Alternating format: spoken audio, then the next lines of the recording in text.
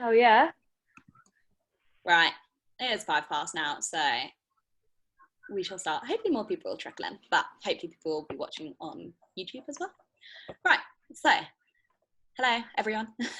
Thank you very much for joining us today on Publishing Hopeful's first official panel.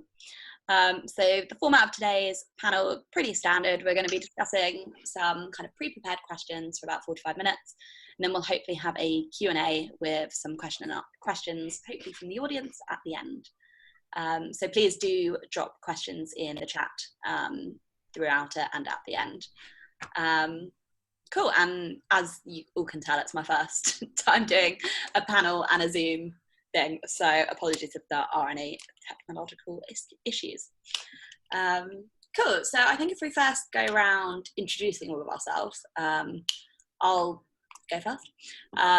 So I'm Christina Story. I'm currently a sales and marketing assistant at Alison Busby, which is a small independent trade publisher in London. And then I'm also creator of the Publishing Hopefuls group.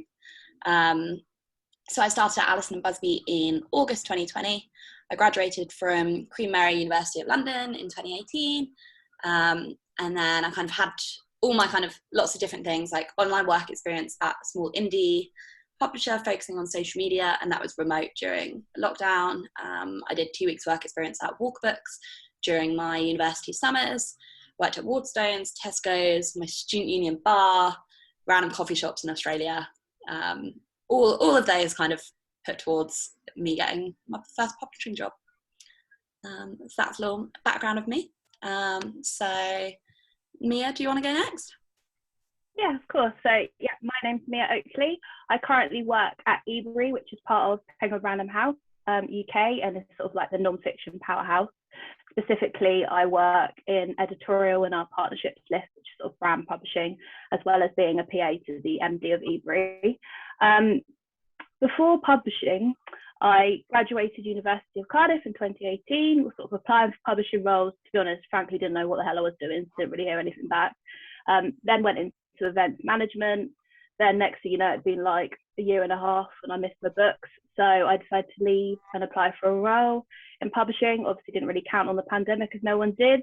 So was unemployed for 9 months before I finally got an internship at an indie publisher called September Publishing last September, and then started my role at Ebury in December of last year. Nice. Portia, do you want to go next? Yeah, hi, I'm Portia. I'm currently the marketing assistant at Hay House, who are a wellness, mind, body, spirit publisher. I also graduated from Queen Mary, but in 2019. So I wonder if I saw Christina at the uni bar serving me drinks at some point. Honestly, I probably served I was there all the time. After I graduated, I lived in Birmingham for a little while, just because of I had to be there. And then so I worked at a language agency doing social media. And then after that, I moved back to London. Kind of quit my job, hoping I'd get in a publishing one as well, similar to Mia. Didn't exactly work out as planned, so I did a PR internship at Havas, which was super fun, and then I managed to get my position at Hay House. I did also do some Bloomsbury work experience in my summers between uni, but that was only 2 weeks. But yeah. Nice. Kieran, do you want to go? Yep, so I was on mute there. Hi, I'm Kieran Sanger, and I'm currently a comms assistant at Pan Macmillan, specifically for Picador and Bluebird. So Picador being literary fiction and non-fiction, and Bluebird specialising in non-fiction, cookery, health, and things like that. Before that, I had graduated university a bit earlier than you all in 2015, and worked in various retail departments. I had work experience with Penguin Random House in 2019.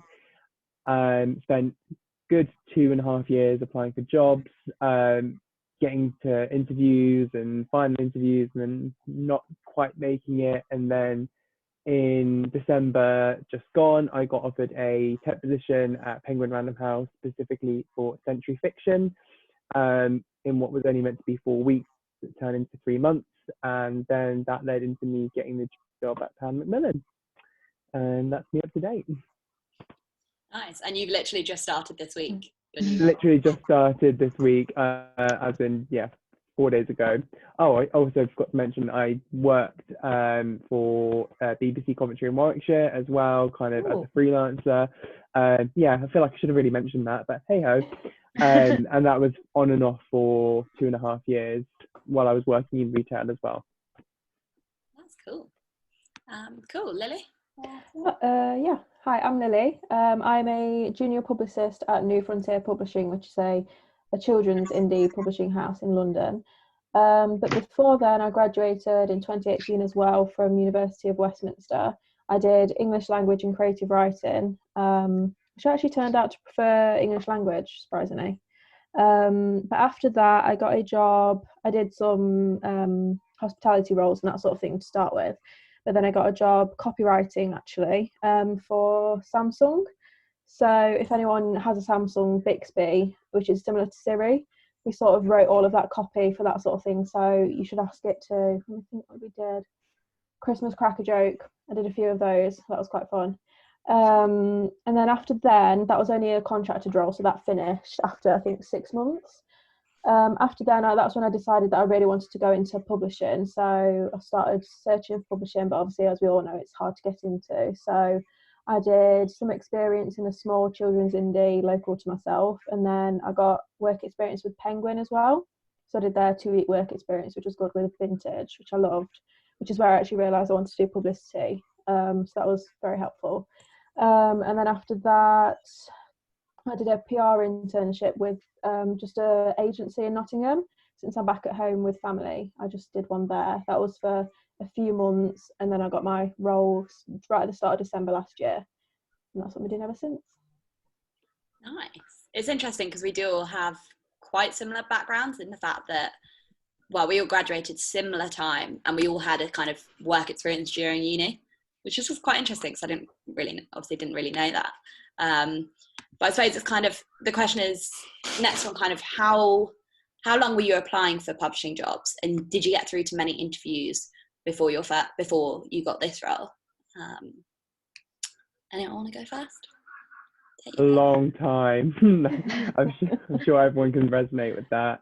I think with me, because I graduated in 2015 and I had done my degree in English literature at the University of Reading, I knew that I wanted to do something involving that love of literature, but I couldn't quite specialise in what area exactly. So it kind of started a trend of a few years of trying to find that out. So I did a few years at Waterstones, and sort of events management there as well, which I really enjoyed. But it wasn't really until maybe 2018, 2019, I really started thinking about publishing, because I got work experience in Penguin Random House Children's for a 2-week placement in marketing and publicity. And that really cemented that desire to get into publishing. And then it kind of started that long slog of applying for jobs and writing cover letters. And I mean, I know jobs we applied for and we lost track of them. I made it to the final 2 countless times, and sadly never quite made it, and I'd never really get feedback that I could improve on. It was just the other person had more experience. So it was a long old slog, but I think being persistent and being motivated does help, as well as taking regular breaks from it. But I don't know if anyone else was in this sort of same position, especially when the pandemic was thrown into things as well. But yeah, no, similar to you, Kieran. I graduated university in 2018. I did apply for a few publishing roles. As I said, I had no idea what the hell I was doing, so I was not surprised I was ghosted, because I've read some of this back now, and you know, when you read back, you're like, oh my lord. Quite hilariously, I applied for a production assistant role at Ebury, which is where I am now, so I'm very thankful my boss doesn't remember that. So yeah, I sort of like half applying while I was working events management, but my events management role was in a restaurant and a pub, so it was quite intense, like 60-hour weeks. So when I wasn't at work, I was sleeping. So not really a lot of applying to that, which Then I decided to leave my job in December 2019 to actually focus on applying. As I said earlier, I didn't bank on the chaos. So I was like, oh, it's quite nice this time off. And I was like, oh my God, I'm unemployed. And when you're unemployed, if you ever have been, you sort of feel like you're going to be like that forever. I was like, it's just my life now. It's just my life. Applied for the PRH internship, got shortlisted for that, cancelled because of COVID. All these sort of things sort of got so close yet so far. And then the sort of turning point was that summer, sort of late summer, August, September, when I reached out to an indie to apply for roles, and then I started hearing back from PRH jobs. So it was very much like nothing, and then all of the buses at once. Like yeah, absolutely. Getting to the final two of interviews, not quite getting it. Someone had enough better experience than me, but got a good recommendation for that, which I then could include on my CV.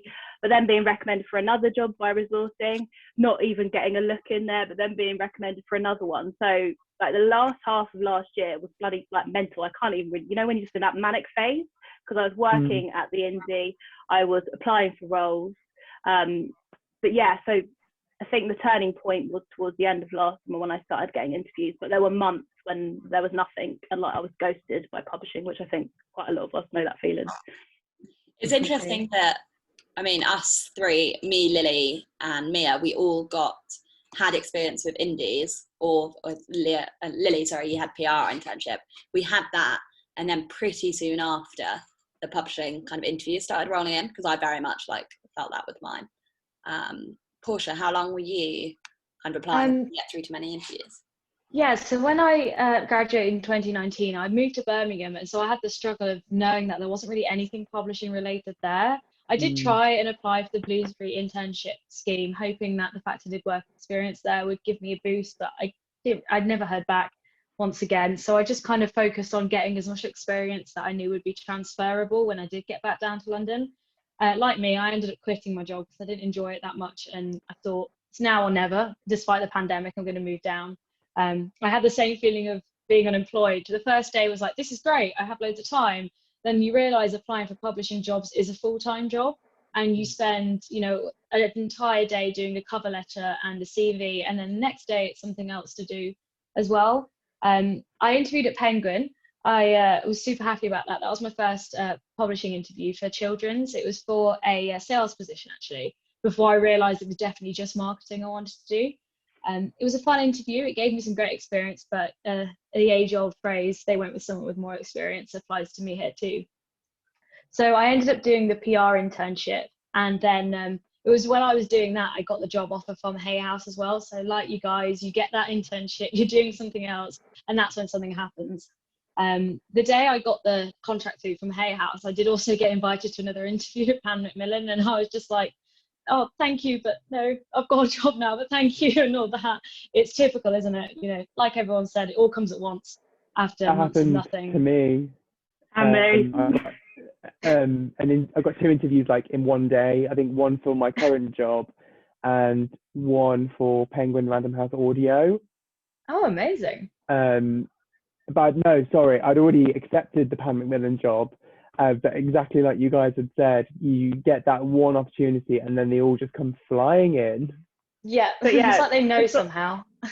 I know, and you're like, I had no option a few months ago. All of a sudden, like, I'm like a hot commodity. So I had two offers and an interview for something, and actually for my current role, she was like, when could you start? I was like, oh, I just need to like iron a few things out. She's like, have you got other offers? And I was like, yes, I have. And then I had the ridiculous thing that they were trying to sell eBree to me and PRH. I was like, I know it's a great job. I need to sleep on it. Yeah, it can change overnight, literally. Definitely. Yeah, I definitely had a similar experience. So I think I was applying for about a year. So I finished the copywriting job, and then I'd actually got the Penguin experience with Vintage just right after I finished, which was quite lucky. And then after that was when I was like, yeah, I really need to start taking this seriously, because I was like, I don't want to do anything else. When you do a bit of work experience and you're like, I can't see myself doing anything else. It was like that for me. So I think I must have got about 2 or 3 interviews until I got my current job, but it really is just like throwing a CV into the void. I feel like a lot of the time with publishing, you're just you're fighting against everyone that's amazing, and it's like you're trying to find something special about yourself, but you almost feel like you're not. You're like, but you've got to big yourself up and try and find those things. And I think just before I got my current role, I was doing the PR internship, which was just a small agency near home.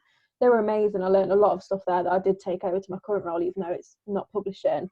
But before that, I was in a hospitality role, and I was sort of just like, yeah, I'll just be in here, I'll apply for jobs, I'll be fine. And I was kind of like, I need to do something else at the same time. And so that's when I looked for the internship and they took me on. But yeah, it was after I'd got the PR internship, I was supposed to be doing that for, I think, 3 months, and I ended up doing it for about, I think it was just under 2, and that's when I got my job offer and everything. I was exactly the same. Yeah. It meant to be 3, did the 2 months. Yeah, I was gutted to tell them because I was like, I want to stay on and help you, but they understood and they were really nice about it. But yeah, it's just like you said, everything comes at once. It's crazy. Yeah, it wasn't like, for me, everything came at once, I suppose. So I started applying in January 2020 and got my first, similar to Portia, my first kind of interview was a Pan Macmillan sales assistant role. And that went pretty well, but they kind of said, oh, we think you're better for kind of publicity marketing, which is interesting because now my role is marketing and sales and publicity. So that was quite interesting. And then I had an interview for a children's independent, weirdly in the place that my school, like the town that my school was in, that I never knew was there. And that was the day before everyone got told to work from home. So it was literally that day, kind of a week, and I actually went into isolation the next day. God. I didn't have COVID, they were fine. But yeah, and then they kind of were like, oh, we're putting this on hold. And then the job market went silent. And then pretty quickly after, I kind of got my Alison and Busby interview, which kind of leads on to the next question, which I think is where we kind of see the biggest difference between indies and Big Five, is kind of how long was your application and interview process? Because mine was really quickly. I was looking back at my emails earlier and I sent my CV one day. I got a response from my now manager 5 days later asking me for an interview. And within a month, I was working there, which I think compared to Big Fives is really quick. I know Lily has a similar experience. Yeah, I do. So I applied for the job, I think it was like a Thursday night or something. I'd seen it on Indeed and I was like applying, like I need to send this off right now because I think the job had only just come up, and I thought I'll get there in first, see if they see it before everyone else.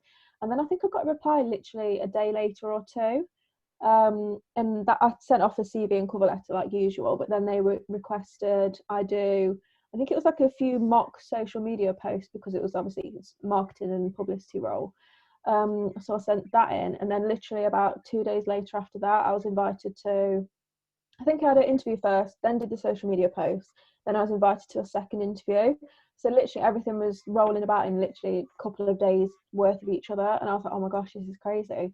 And then after that, I think I had the last interview on a Thursday. I was told I'd probably find out the next week, and I found out on the Saturday that I'd got the job. So, and then it was about, I think I did the next week of my internship and my hospitality role, and then I started at the job. So I think it was literally about 2 or 3 week turnaround, which was insane, and it felt very crazy. That's crazy. Yeah, but it was amazing all at once. Portia's, what was yours like? Because you're in an indie as well, but you seem shocked. Yeah. Yeah, so I've got my emails up here. So I applied at the start of September, and I heard back before it closed, just before it closed. I think it was open for 3 weeks and then it closed again. And I got invited to an interview, which because my schedule at the time was pretty open, so I managed to do the interview a few days later. And then obviously there's a nervous wait, but she got back to me relatively quick, my now manager as well. But it was the second interview. I remember really struggling to find a time. I think it was just one of those 2 weeks where everyone had meetings on my side and their side. So I ended up interviewing almost 10 days afterwards, I think, and I was their last interview that they did. But I think it might have played in my favour. My task was to do a TikTok plan for a video on the app because they really wanted to branch out to TikTok, which I am now doing, which is really exciting.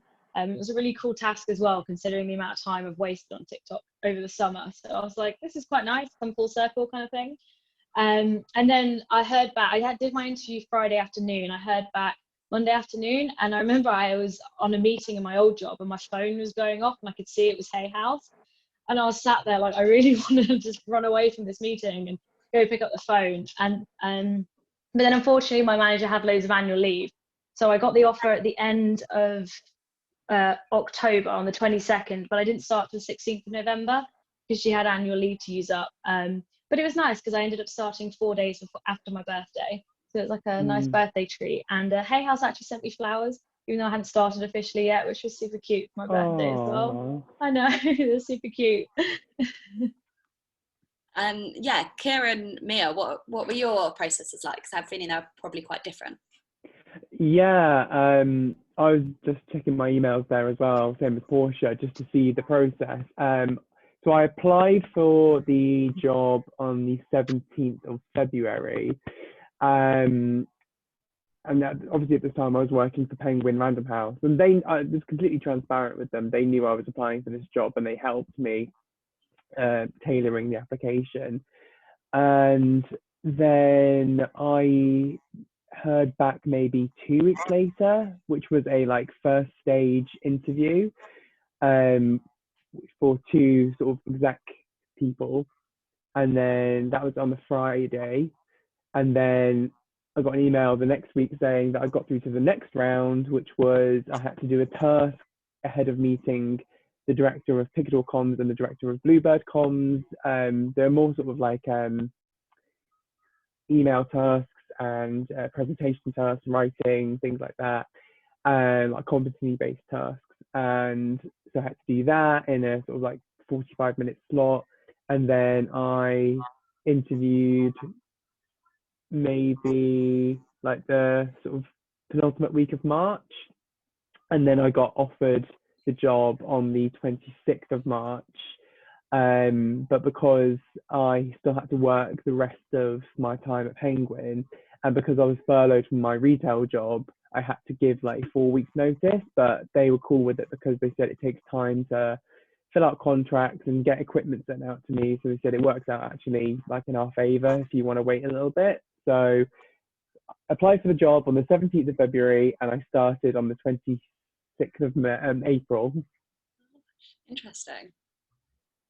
I think my story might shock you all a bit because I applied, as you know, I work at Ebury, which is part of PRH, and I got the job offer, hearing about the job and getting an offer in less than a week. And wow. So what I expected. Yeah. So this is what when I say to people, when I offer feedback, people message about roles. Like, I don't think people understand unless you start like working within PRH. All of the different publishing houses are very different. All of the different teams and imprints within publishing houses are very different because different roles, they might need someone sooner. Others, they might just generally be trying to like build a team, so it's not as pressing. But yeah, so for my role, I was contacted by resourcing after the application had closed. I hadn't actually seen it on the careers website. It must have been like one of those times when I didn't look, when I was like, got too much going on, I can't look at the jobs because then I'll be worried that I'm not applying for them. So I got emailed from resourcing just generally because they did know me quite well, because I'd applied for things, sort of shortlisted, all this sort of stuff, was pestering in all the ways you can imagine, nicely pestering, not too in your face. And they were like, oh, this role, we think you'd be great for it, because they've got so many of my applications on the system. Let us know if you're interested and we'll send you the hire view for it. So that was on the Wednesday. I was sent that hire view on the Friday. The hire view deadline was, if you don't know, hire view is like a pre-recorded interview where you get like sets of questions and you answer them, but you're not actually speaking to anyone. It's like doing a YouTube video. Had the hire view deadline was Sunday midnight, of course. I did it Sunday afternoon, Sunday evening. Got an email on the Monday saying, I've been taken to the interview stage with the MD of Ebury and the publishing director, who are my like 2 line managers. Was I available the next day? So that was a Tuesday. And then Wednesday evening, I got a phone call from the publishing director offering me the job. So like when I say it was a whirlwind of like, and actually, so then the process of me hearing about being offered the job, I then did take some time because I'd only had a 30-minute interview with my 2 line managers. And because my job isn't that traditional in both sense, because it's like a split role, and also because the editorial side is not really traditional editorial because it's with brand partnership. So it's very different to what I imagine like fiction editing is, because you're actually talking to big brands and agencies and things like that. People that aren't necessarily, I don't really talk to that many literary agents on that side. So that's why I took some time, because I was trying to work out whether it was the role for me, because I did always sort of think I wanted to go into marketing or publicity, which is what my internship was in. It took a little time. I felt like, oh my goodness, I can't keep them waiting. It was literally only like 24 hours. Then I phoned the MD, my boss, up and accepted the role. But yeah, so that was within less than a week I'd actually accepted the role. But this is what I mean, it's very different even within PRH. I've had other ones where I've had to do tasks, where I've got to 1 interview, 2 interviews. But even if you get to interview stage and you like get let go, or you're not the person when you don't have enough experience, their resourcing is so great at PRH. They do keep your info on the system. And so there will be a job that comes up and they will get in contact with you. But yeah, so I wasn't lying when I said a whirlwind. As in curiosity, Mia, who got in touch with you from resourcing? Because that happened with me in December for the Century fiction role. I got approached from, I think it was, oh God, what's her name? Katrina? And she literally sent me an email being like, I've seen your name on countless applications. We want to get you off the system. Yeah, please stop applying for these jobs. And she basically said, you know, we can see you've got experience. We need a temp quite quickly. Can you do it? So kind of like you say there, Mia, the resources team are really good, and they are quite observant at like names that crop up and kind of key skills that you've got, key transferable skills. And again, if you do apply, like they do notice. Like that's something I've definitely realized working at PRH. Like they do take notice, which might feel hard on the other side when you're applying for the jobs and you don't hear anything. But it's nice to know that they do actually notice. Mm-hmm. I work with PRH resourcing quite a lot now, just for helping Joel with his side and just general recruitment. And they're just generally really lovely people. That's so nice. It is nice. Yeah, it's nice to know there's a human face behind all those hundreds, if not thousands, of applications. But yeah.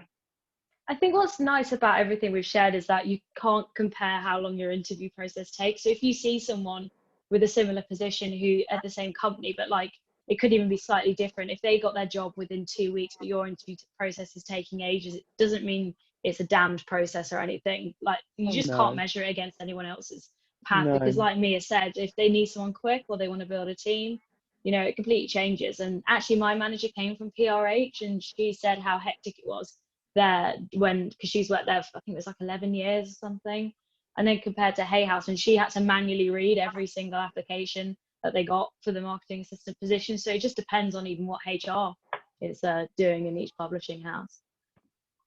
I think it's also interesting. So kind of the next question was, how do you think, or why do you think you got your job?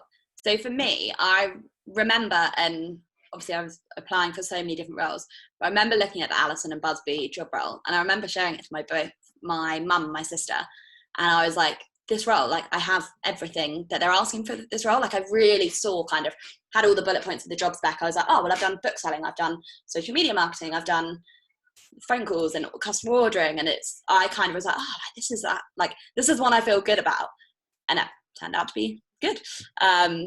But was your job kind of, when you applied for your, like the role you've got now, was it part of all of the ones that you applied to, and they got back to you and you're like, oh, this job, or was it one that you specifically knew? I suppose Lily and Mia, yours were quite like specific ways you got your job, but I suppose Portia and Kieran, like, what did you think when you saw your kind of job description? Kind of like you said, Christina, you kind of go through the checklist of what they're looking for, and you go like, yep, I can do that. And it's what I do when I'm applying for jobs. When I'm writing my cover letter, I tend to have the job description there and sort of literally tick off once I've included like the relevant skills or transferable experience. And I think I remember in the job description for my current job, it said something about working with the media, and customer service roles, which I had done through retail, but also with my time at the BBC. Basically, to summarize it quickly, I was a freelance broadcast assistant, so I would help kind of with the production of radio shows in terms of like writing scripts or editing audio, live producing the shows, doing external events. And obviously it's a big brand, which like you all are familiar with, and so I thought that might come in handy actually because it's a comms role. But also what I think helped, which is a big important thing for everyone to do, is the networking side of things, because 3 of the people, so there was overall 4 people that interviewed me in like sets of 2, and 3 out of the 4 already followed me on Twitter, and I'd had experience with them, like as a bookseller, just talking to them on Twitter about proof copies and just general sort of chit chat. But I never brought that up in my interview. I didn't want to sort of push that. But I think that helped, that they kind of knew who I was. I'm not saying that's the whole reason, but I do think it was beneficial in my favor. So I think if I could take anything from that, I would say do not be afraid to network, and do not be afraid to follow these like big roles and editors and directors, because it's all a game, isn't it? And if you reach out and they know you and they become familiar with you, and if you're promoting their books, you get their attention. So yeah, I think it was kind of a mix of that really. But I don't know if any of you kind of went in with any like sort of preconceptions about the role, kind of things that you sort of just assumed that you knew you'd be able to do, or did anything kind of trip you up? That was going to be a question that I was going to ask in the future. And sorry, I've taken over. No, I'm so sorry. I randomly thought of it today, and I was like, actually, that's a question that I think is really important. Sorry, Portia, I realised that you seemed like you wanted to answer the other question. So if you want to answer that, then we can go on to kind of once we're in. Oh, yeah, no, I mean, totally, as you guys said, I looked down and I was like, I can do all these things. But I think the key thing about me getting my job wasn't anything to do with my previous publishing experience. It was all to do with the internship I'd just done. When both in my first and second interviews, they just asked me about what I did at my internship, what skills did I learn at my internship. Mine was the same. And because Havas is such a big company, my manager had worked with Havas at Penguin, so she knew how they worked. So she sort of knew, the high pressure, the high stakes. And I think it was all the transferable skills, and the fact that I could frame them within publishing was, I think, why I got the job, not necessarily my publishing work experience, which is, I mean, my biggest piece of advice is always just try and get as much experience as you can, even if it's not in publishing. If you want to do marketing, do it anywhere. If you want to do editorial, even just admin is like the best thing for publishing jobs. Entry level, there was like admin experience, which is why my admin experience in Birmingham was key as well. Yeah, that's definitely something that I've been preaching since I got my role. Yeah. Oh, like every time someone puts something on like the Facebook group, I'm like, get experience somewhere else, because it really is. I think that was, like I said, I was 2 months into my internship and I got my dream role essentially. It really does just hit you once you have that sort of bit of experience. And I think people do like when it's not just in publishing, because you have so many transferable skills. And I took quite a lot from my internship over to my job now, and I think without it I would have been a bit lost in some ways. Definitely same there.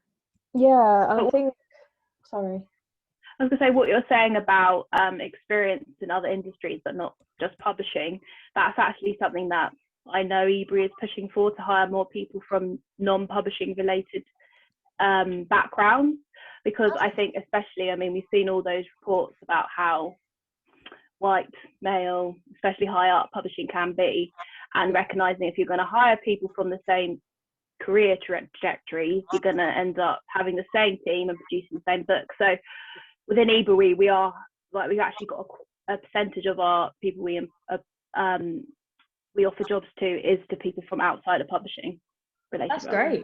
Interesting. That's really cool. Well, how else are you going to implement change if we don't get new voices and new experiences and new backgrounds there? Yeah. Exactly. Right, so kind of going, I realise time's already going really quickly and I've got so many other things I want to talk about, but I think it's quite interesting. So we all started during the pandemic. I'm assuming everyone here apart from me started online. I was quite lucky, and because it was in the break between kind of lockdowns and summer, I was able to go into the office for about a month or so. So kind of two sides to the question. How have you found it starting online? And the second side is that although I like to stay on like positive side of things and highlighting the good things, I think it's also really good to be kind of transparent. So what's kind of one thing that you found hard starting your role? For me, it's Biblio, Onyx feeds, and then imposter syndrome. They're like my three things that very much have got me down.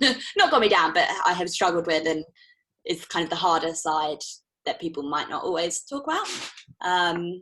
So anyone want to jump in with any of those questions? Absolutely. I mean, imposter syndrome is real. Oh, Like, yeah. you get like a couple of weeks into a role and you're like, why am I here? Like, why me? But, you know, looking back now, I'm like, I can do it. You know, you learn to do these things, you learn on the job. That's why they're entry level roles, you know, you're supposed to learn, you're not supposed to know everything. And they say that and you sort of think, yeah, but they don't really mean that. But they do. And you do learn. And I think, and one of the hardest things is from virtually, you know, working from home, is not just, you can't turn around to someone and just ask a question. And I think that's a really hard thing that I've struggled with, because I don't want to bother people. And my team is the loveliest team of people that I could ask for the, you know, especially as first role in publishing. And they would answer anything ever. But, you know, one question turns into like a whole email thread of questions, and you feel like you're bothering them, but they're not bothered. But I think that's definitely the hardest thing. And I think what I could say to anyone is just ask questions, because they really don't mind, and everyone's happy to help. And yeah, I think that is the biggest thing that I've struggled with, definitely. I agree, Lily. The imposter syndrome and that lack of easy social contact. Like for me, having a temporary job with Penguin for 3 months and not meeting any of the team in person was the strangest thing, because I'm sure paths will cross, but it was just a very bizarre time. And going back to what you were saying about, you can't just turn around to someone and say, oh, can you just show me how to do this, or what's this? Like a good example is we were using Outlook, and my manager at the time just was not great with technology, and all she needed to do was share her calendar with me. And this would take seconds normally in an office, because you can go, oh, let me click this, and it took a whole day.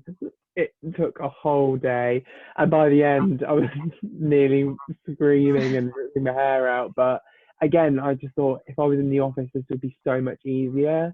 That whole whizzing around on your chair being like, oh, can you just do this for me? Or just exactly, going for coffee with someone, you know, like, let's take 5 minutes, let's go grab coffee and let's talk through this, or let's do this. absolutely. And I'm quite a sociable person, especially with working in retail when you're dealing with people every single day. So to not have that was very, very difficult. The processes and the applications obviously always throws you when you start, but I think as time goes on, like you said, Lily, you do learn, because you're not expected to know everything, and that's why they are entry-level jobs. And or like you said as well, Lily, my team are just so lovely, and they've all been very open and warm and kind, and said, please don't hesitate, ask anything, even if you think it's silly. Like, we're here. And because now we use Gmail, and they've got like Gchat type things, like MSN. And they're like, just drop me a Gchat. So rather than compose an email, you can literally just pop someone up and go, like, hey, have you got 5 minutes? Quick link, and that's the problem solved. So it's good. And now that we're meeting tomorrow for lunch, so I can meet some of the team in person, I think that's going to make such a difference as well. And it just feels more like I'll be integrated within the team rather than being sort of weirdly ostracized. But I don't know if anyone else kind of had that same feeling. Yeah, I had that, but I was really lucky that my manager also started in I think it was March or May, but so she was fully remote too. So I feel like I had a really good connection with someone who had been through everything I went through. But just to echo everything you both said, I think I was so petrified to ask for help because I didn't want them to think that I wasn't cut out for the job, even though it's entry level, even though you hold yourself to this ridiculously high standard. And even though my team are the loveliest people alive, there's only 3 of us in marketing, you still have that fear of aggravating people you haven't met yet. And it's very hard to read people through a screen. So a response to an email or a Slack message can seem so blunt, even though you don't mean it to seem blunt, and then you then dwell on that and, you know, it spirals. But I think the best thing that I've recently started doing is just like the little Slack calls, because we don't use Teams, we use Slack. So you can just sort of quickly ring someone, have a quick chat about something, and that's it. Or use a DM feature, which is what I mainly use. But as Kieran says, you do kind of feel ostracized when people have met each other and people kind of have these bonds when you first start. But I was super lucky to meet my manager last month because she doesn't live too far from me. And I have my first ever work drinks next week. So hopefully the ostracized feeling will start to dissipate now. I've been there 6 months. Yeah, just to sort of echo what you've all said, same sort of feelings. I think the one pro of me starting remotely is the fact that I don't live in London at the moment and my role will be in London. So very much like... Hey, here, I don't live in London either. It's very much like, doesn't feel like all the change at once. I think, although it does feel like I've got my first day coming back up again when we go into the office, but I suppose at least it will be other people. Also working from home, I've become so great at problem solving because, I mean, it's just easier sometimes to try and work things out rather than emailing, especially because quite a lot of my role is almost like assisting generally Ebury, which is like 60 plus people. So it's quite good that I can work out things just by Googling things or looking at a phone book rather than being like stood in front of someone and I don't know what the hell their name is, at least it's at the bottom left. I suppose and the con for that as well is I sometimes, Ebury's so big, PRH is so big, I know that there's so many people that do so many different roles and trying to find that first person to contact can be quite hard. But we've finally got MS Teams at PRH, so I've got my like another PA and editorial coordinator. I'm always like, I don't understand what the hell's going on. Like all of that stuff, you know, before then you do the official email and you sound like you have your stuff together. I can do all of that. But yeah. But it's like the image of a duck, isn't it? On top it's like graceful and it's, you know, lovely. Then underneath you're just like this and flapping about. That really sums it up. Something's really interesting between like comparing indie versus Big Five. Like you saying that Ebury has 60 people in, and all of you guys saying that you use Slack or you use Microsoft Teams. I think one of the reasons why when I had like very bad imposter syndrome was when I was working from home kind of consistently for the first time. And that's because we didn't have anything like that. We do just have emails. So every conversation I have with people is over an email, which does feel more formal. And I think it's just like your team has 60 people in. My whole company only has 6 people in. And like I'm marketing, publicity, sales, and then my manager's head of sales. So I think it's so interesting seeing just the vast difference between Indian publishers and Big Five, because we're all doing, I'm going to say similar things. We might be doing completely different things. But I think that's just very interesting, like the differences. I think there's like a unified thread, I think, that connects all of our jobs in terms of like, when we sort of join these publishing houses, it is an assistant role. So the main bulk of it will be like admin. So I think that kind of connects us, and it might branch off into different facets, but I do think we're all connected at that sort of admin, organizational scheduling route. Yeah. And it's like the scheduling, we're all going to be sending stuff to Waterstones. We're all going to be doing the marketing for all the different things. Like it's just from different departments and stuff. It's just quite interesting. Once again, time's running out, but what I thought would be quite interesting, a question before we ask anyone else. There's 2 more things I want to say, but do you want to go back into the office? And do you feel like you are, or what do you feel like you're missing out on an office? What would be the ideal kind of working for you? Because obviously there's been quite a conversation this week about going back into the offices, hybrid working. What do you guys want to do personally, and what maybe is your company doing? Hay House has been super open about it. So the office is kind of open, but only if you kind of have to go in. But from Q3, they will open it up. But they're going to have one-on-one conversations with all of us and ask us if we want to go back and how we want to go back and in what way. I personally do want to go back, not full time, 2 or 3 days a week. I do miss the interaction with my team. Like Kieran said, popping like your chair around the corner and being like, hey, can you help me with this? And I feel like it would be good, especially as a lot of the online marketing we do is quite creative. I'd love to have those brainstorming sessions and the pre-launch meetings with authors in person. You can meet with the authors, actually chat with the authors, you know, get their vibe and what they're after in the campaign, and actually do that in person. So hopefully we'll see that, provided nothing goes awfully. I agree. I'm exactly the same as Portia. Now I've got this catch up with the team tomorrow. That'll be lovely. I would like to go back, but also, like Portia says, maybe 2 or 3 days a week, because I have to factor in that I will eventually have to move down to London, where I'm in Coventry at the moment. So, yay Midlands. But obviously it's going to be yay London. I mean, yay London. I am from the Midlands and I do love London though, so a bit of both yeah, for me. I can love both. I can love both. It's fine. London is like a second home, but obviously it's expensive, and it'll be kind of getting myself mentally prepared and obviously financially prepared as well. So in my head, I'm thinking if I can just stay at home and work from home as long as possible, even if 2 or 3 days a week I'm in the office, but I've got friends and family down in London, so I could just stay there and then eventually build my way into getting a place sorted for myself. But I miss that social contact. I think it's incredibly important, especially for new roles as well, on the back end of a pandemic, that kind of support.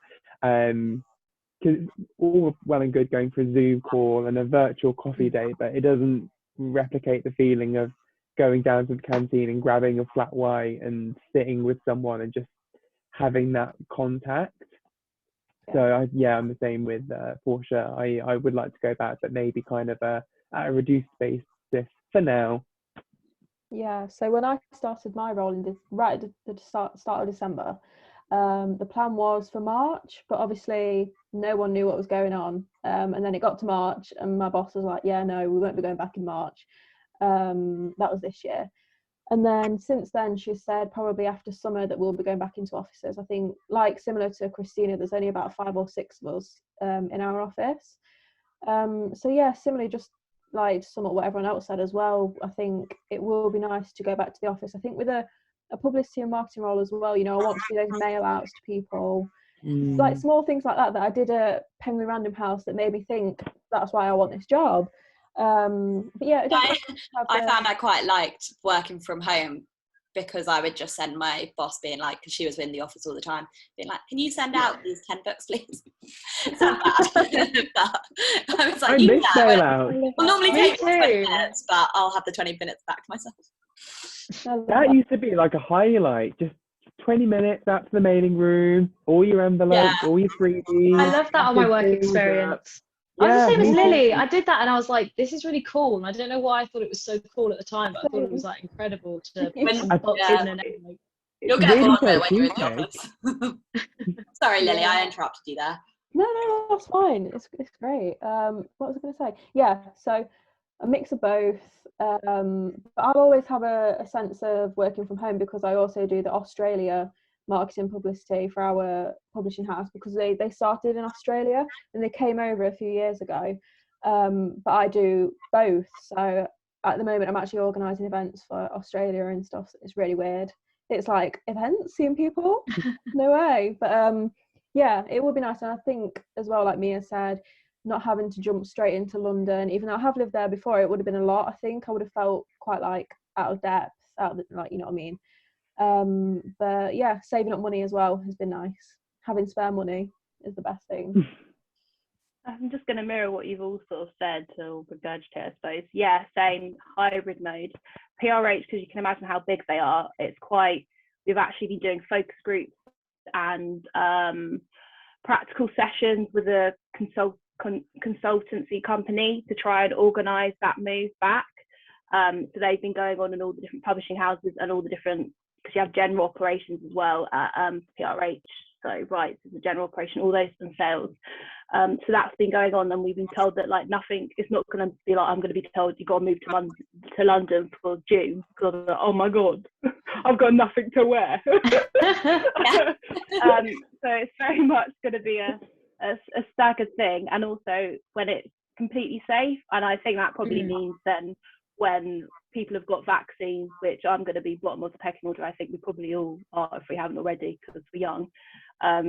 So like the months keep going like further and further away. I'm not really expecting it till like September. I haven't been told that, but that's just sort of what's at the back of my mind. Where are you based, Mia, if you don't mind me asking? I am based in West Sussex, Surrey border. I live literally in the middle of nowhere up the road from a canal. Very place. Seen it. So it's going to be like no street lamps, no public transport, none of that. So it's going to be a bit of a, I mean, I moved to Cardiff to go to uni, so it's not that much of a culture shock, but like. Yeah, I feel like once again, my company is a bit different in the fact that my main boss can walk to work and is very much doesn't like working from home for herself, and because she can walk has generally, I think apart from lockdown, the first lockdown, has generally been going into the office to get the post and to do the post. And then similar, my manager can bike in. There's just two of us who have to get kind of the trains, so we've been going in at least once a week the past probably about a month and a bit now. Kind of mid-March was when we started, I think. And now I'm going in twice a week, but most of the time, like tomorrow, I'm going into the office and I'm the only one in the office, which is quite lonely. But I appreciate it because I'm in the middle of London, and I do like that. Seeing as I moved straight to London when I got my job, I instantly was like, do I commute? Because I could commute from my parents' house, or I was like, do I move back? And straight away I was like, I want to go back. But I obviously didn't have too much money then, so it was a definite change to, I kind of went from Mia being in the countryside by a canal to the middle of London again, and it was a change. Right, sorry, we have a question. So how do you, there's been more questions. So for people with no publishing experience, only working in completely different unrelated fields, what are some of the first things to do to get experience? So I suppose, so what can you build up? So she's saying that it's hard to get internships even when you don't have experience. Are there any certain things that you've done outside of applying for things that got you experience? I might just answer this and say that my Instagram book club got me seen by a editor at a small indie publisher because my university featured it on a blog post.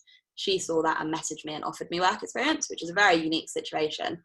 But I know my kind of social media presence, and I know that I kind of set up a website for when I was doing social media for that publisher. I set up a website to use it as a portfolio of myself. And I know all of that kind of stood out and very much was a reason that I got my role, I would say. So do any of you have any other advice? I'd be the same. I'd echo you. I'd just say building up some sort of like social media coverage. Obviously you don't have to make it completely Bookstagram, but showing that there is an engagement there. Especially like doing comms this week, they do notice and they do look for it. And because me and my friends do a book related podcast and we've managed to get some like good guests on there. We've had a few drag race contestants, we've had a I love those singer. episodes. Thank you. But we've had the most recent episodes retweeted and endorsed by the Women's Prize. They actually follow the podcast, which is cool. And that started off as like a side project, but it has got us both seen, and now we both work in like the industry. So making a hobby almost, or like a project that you're passionate about, but tailoring it towards it, because it's something that you're interested in and you have fun doing, and it doesn't feel like work necessarily, even though you spend so much time doing it. The other thing I would say is that anything you do, any kind of experience you've got, it is all transferable skills. You can completely make it related 100%. to the job that you're doing, like even if you don't think it is, because I used to be like that. I'd be like, I've just got retail experience and then I've got this and I've got this, but it's all transferable. You can completely make it transferable. There's always a situation. So I say you've got them. You've always got the transferable skills. Even if you don't think you have, there will always be a good example. And then before you know it, you've kind of got the layout ready of, yeah, I can do this. I can do this.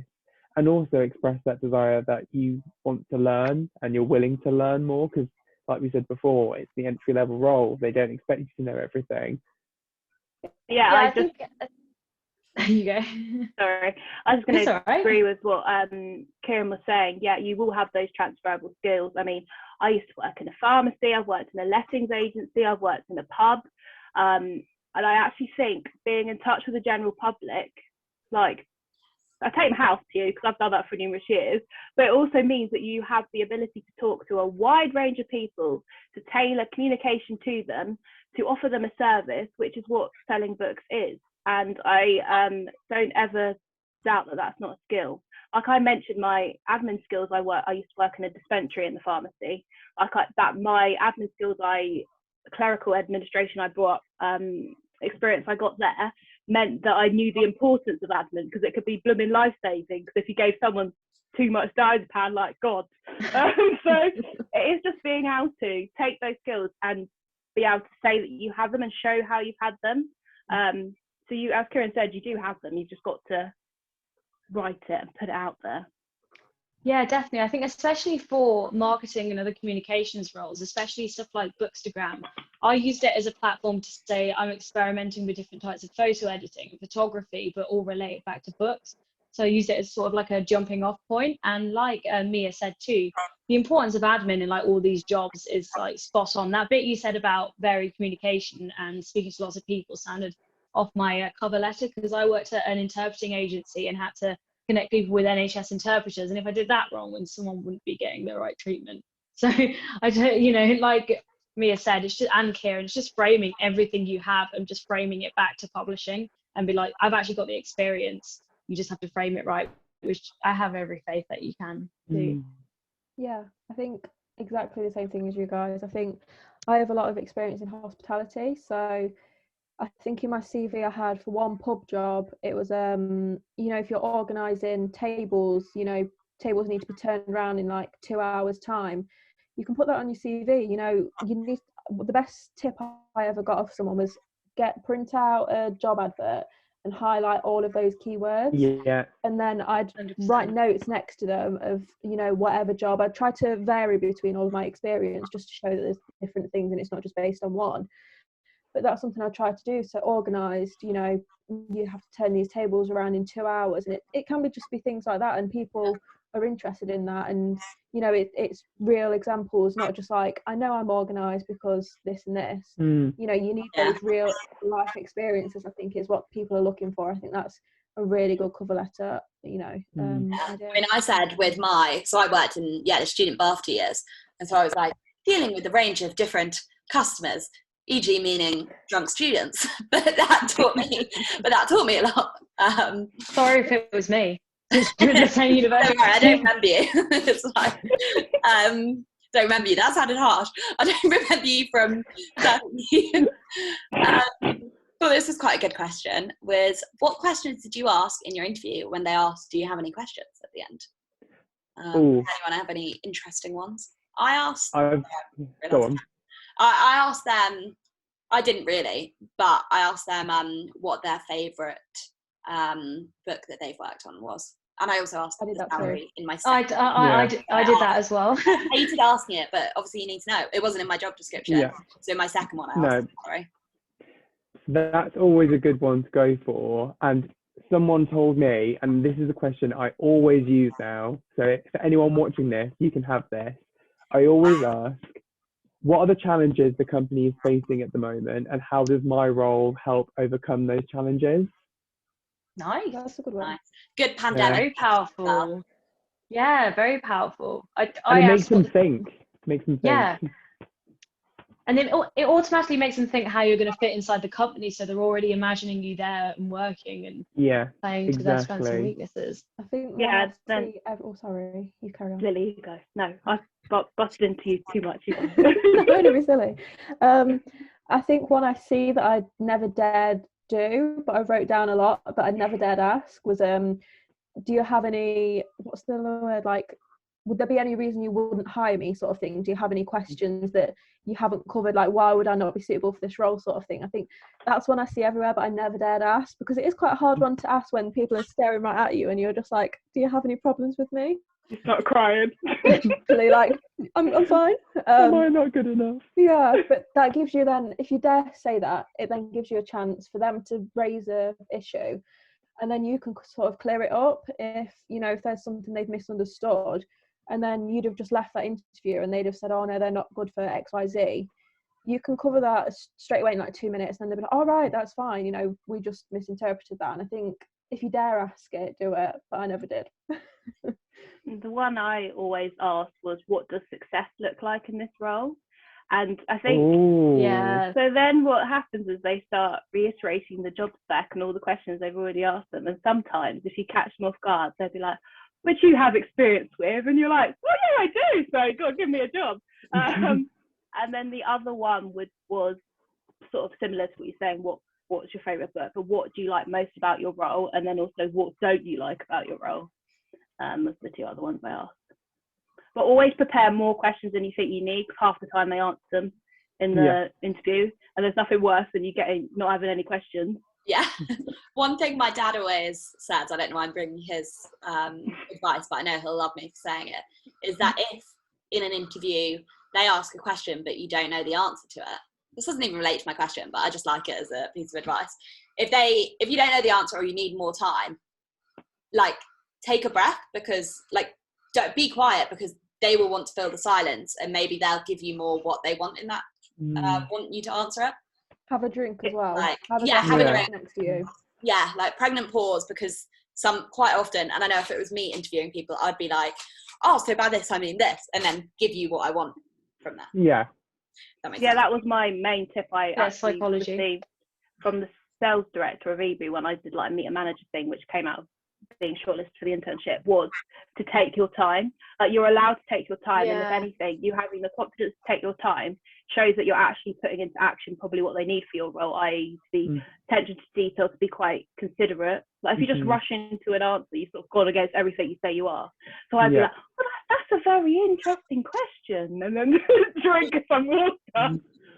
Never thought of it like that. You're almost embodying time management then, aren't you? If you're taking the most out of the slot. I think my issue is I try and fit like everything ever that I've ever done into a question, and I think it's picking out those important details is the best thing. I think looking back to like one of the first publishing interviews I ever had, I'm looking back like, oh my god, that was awful. Why was I like that? Like, I literally spoke through like the whole of my work experience and everything like it was a whole novel, literally. And I'm like, why did I do that? They already have my CV. Like, I didn't need to do that. Yeah. But yeah, taking your time, absolutely. We are streamlining it. Sorry, I overspoke.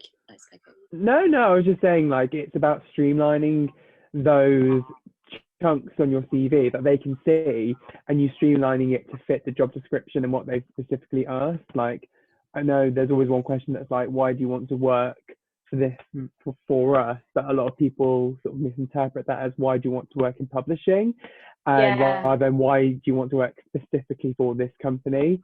So again, it's like kind of what Portia and Mia were saying about just listening, taking your time, showing those skills that you've said you've got.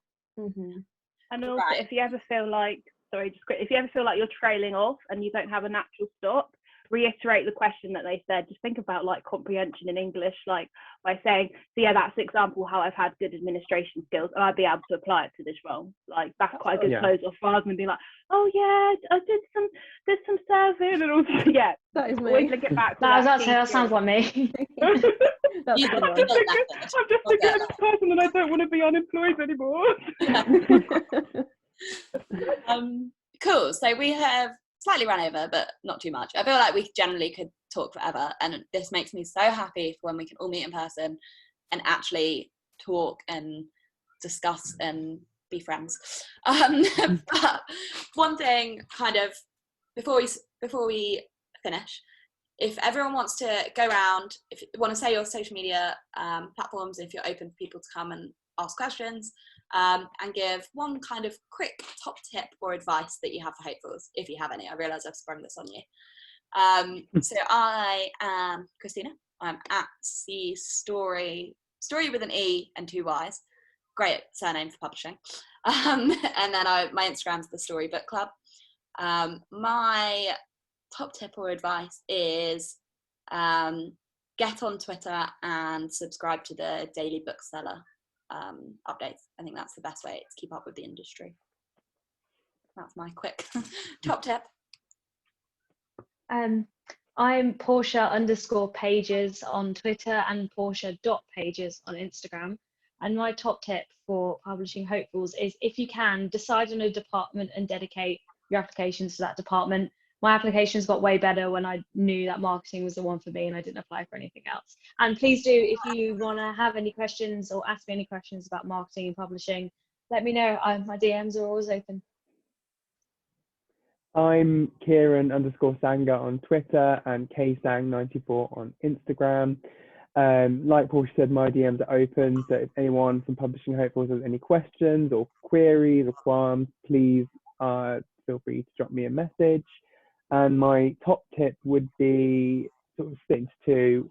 The first is network, which is kind of why we're all here, really, I guess. And don't be afraid to, message those sort of big roles that you see on Twitter, because 9 times out of 10 they're happy to have that engagement, and it shows that you're passionate and you're going above and beyond when researching. And the second bit of advice I would say, which was actually given to me after my comms interview, was stay true to yourself, because I was told that they enjoyed me not trying to be anyone else or trying to assimilate into what they wanted the person to be. I was just quintessentially myself. So be yourself always, through and through, and yeah, you'll be grand. That's so heartfelt advice. Much more heartfelt than mine. You should have thought. Well, they told me this, and I was like crying down the phone when they told me this feedback. They're like, we made a mistake. You're too much. I was like, is this on Antidex Saturday Night Takeaway or something? Right, Mia, Lily, do you want to go? So yeah, I'm Mia. My @ is Mia in the margins on both Twitter and Instagram, same as Kieran and Portia, and I'm still Christina. My DMs are always open if you want to if you're a fan of a voice memo, I love you, because I'm not sure if I'm anyone else, but you're sending so many emails, you can't actually write words, which is hilarious working in publishing. But yes, for any feedback on applications, or if you just want to do a Zoom to chat about the different departments, I'm more than happy to do that. My top tip would be it's better to do fewer applications well than to do a lot awfully. So as Portia said, focus on a particular department. I mean, I focused on one of two. I focused on editorial and marketing and had CVs and cover letters tailored to those different roles. But it's better to actually research the companies and their ethoses and make sure that you align with them than sending loads of things out, frankly. And get feedback on your applications as well, because that's when I had the most success, when a publishing professional gave me feedback on my application. But yeah, my DM's open. My Twitter is Lily Orgill, all in one. And then my Instagram is Lily and Lit. And I think my top tip, I was going to say the same as Nia and Portia, only apply for roles you really want.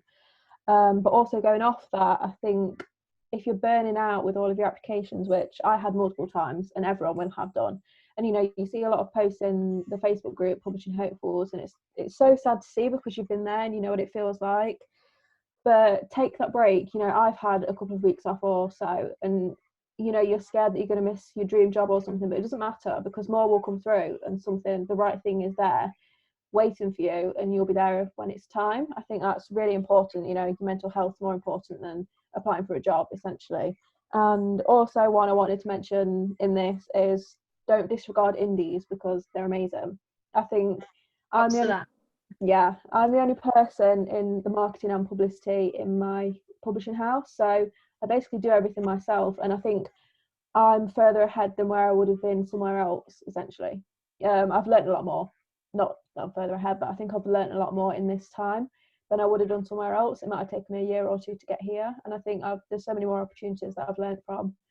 And yeah, I think I always disregarded indies as, oh, I want to work for the big five, I want to work, you know, amazing books, but they produce amazing books, and you know, you get to talk to authors and be like, it's someone's baby, someone's book, so Yeah. you do a lot for people, and I think that is an amazing thing to look for indies, because we definitely feel a lot more heard as well. I completely agree with that. 100%. There's pros and cons to like not disregarding Big Five at all, but I think I am still shocked at how much I'm able to do. Or how much there is to do. I found that when I was a marketing intern at an indie. Like I was doing bits of everything. Like I was running a bookshop at one point. I had all these books here and doing the orders. Mine's, it says sales and marketing, and I'm like, sales, marketing, publicity, operations, publishing. Right. One thing I wanted to do very quickly was take a photo, if you don't mind, because I always, whenever we do Zooms, I always put on our admin team, don't let me forget to take a photo, and I never do. So, I was going to mention that actually. Pardon? I was going to mention that actually. Thank you.